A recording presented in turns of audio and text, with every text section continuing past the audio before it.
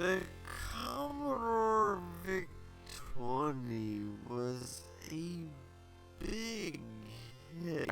A full 6 colors, raster interrupts, smooth scrolling, and DRAM refresh. While the refresh feature has nothing to do with video specifically, it does allow any computer using this are much more versatile. Are independently programmable with 4 waveforms to choose from, and a programmable 80 to 20 SR input below is 8 octave, but brain range voices comprises 3 more octaves of the big voice. All this is 3.